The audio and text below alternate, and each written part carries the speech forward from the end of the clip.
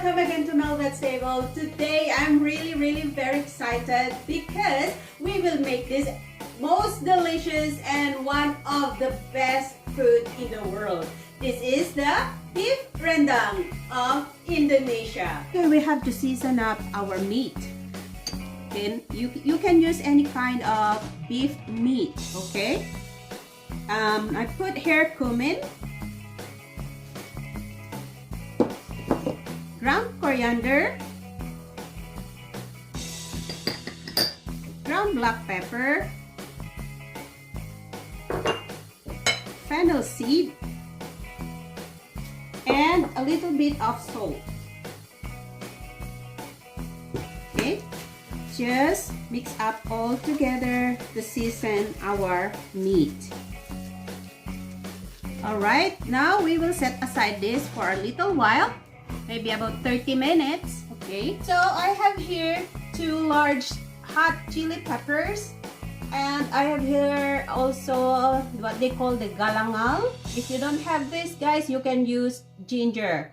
Alright, and 1 stalk of lemongrass, and of course I have here fresh turmeric, and also 8 cloves of garlic, and 6 big shallots.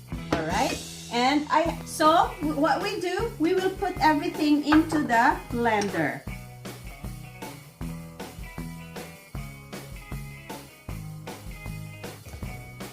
So I'll transfer this in a bowl. Alright.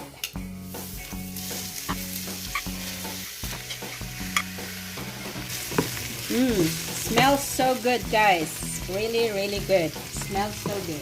Now I will set this aside and I put another pot with some oil. And then we will add the spices that we blended. Okay.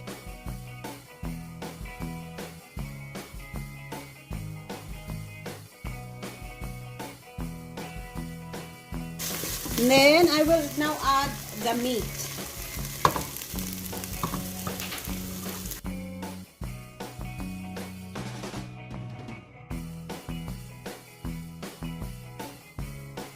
We can now add the coconut milk.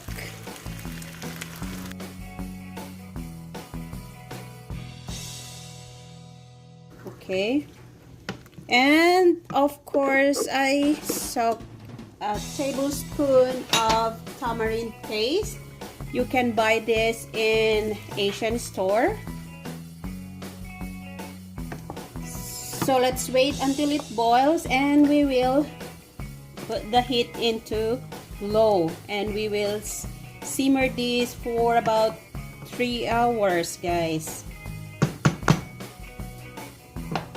And I can now add the star anise, sugar, and I have another piece of lemongrass.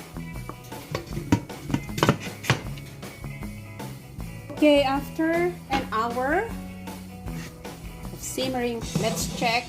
Once in a while, guys, you have to stir so that it will not burn inside. We will continue simmering this. Okay, guys, for the last few minutes for our recipe, make sure to stir it once in a while. So, hindi pa tayo tapos, guys, magluto. We will wait until mawala yung kanyang sauce. It will be like dry. Make sure to stir it once in a while para hindi masunog. Eto na, guys, ang ating ginawang super delicious rendang from Indonesia. Try nyo ito, guys. Sobrang sarap. Okay? To all my subscribers, thank you so much. And if you're new on my channel, please don't forget to click on the subscribe button and the notification bell so you'll always be updated every time I'll post a video in my channel. Thank you so much. Until next time again.